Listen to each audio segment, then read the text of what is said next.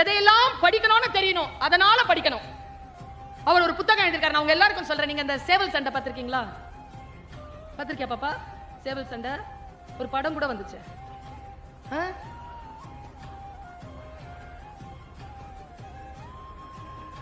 எல்லாம் கரெக்டா தெரிஞ்சு வச்சிருங்க.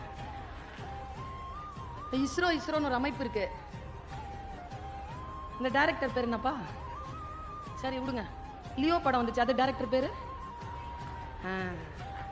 ஜெயிலர் படம் டைரக்டர், இஸ்ரோ இயக்கத்தினுடைய டைரக்டர் சோம்நாத்னு தெரியாது. ஆனா இவங்க பேர்லாம் தெரியும். இப்ப சொல்லிட்டு போறேன், இந்த ஆசிரியர் இதை சொல்லிட்டு போறேன். நீங்க படம் பேர் சொன்ன உடனே ஒரு டைரக்டர் பேர் சொன்னீங்கல்ல, அது தெரிஞ்சு வச்சுட்டு இருந்தா என்ன நடக்கும்னா அவங்க நிறைய சம்பாதிப்பாங்க. இப்ப நான் சொன்னல இஸ்ரோ சோம்நாத் சார்னு சொன்னல, அவங்கள பத்தி நாம தெரிஞ்சுக்கிட்டா நாம நிறைய சம்பாதிக்கலாம், நாம நிறைய பெரிய ஆளாகலாம், நாம பயணம் செய்யலாம், நாம பதவியில உட்காரலாம், நாம எக்ஸாமினேஷன் பாஸ் பண்ணலாம், நமக்கு பல விஷயங்கள் கிடைக்கும். அவங்களுக்கு தான் கிடைக்காது. யாரை தெரிந்து வைத்திருக்க வேண்டும் என்று தெரிந்து வைத்திருப்பது பெரிதினும் பெரிது.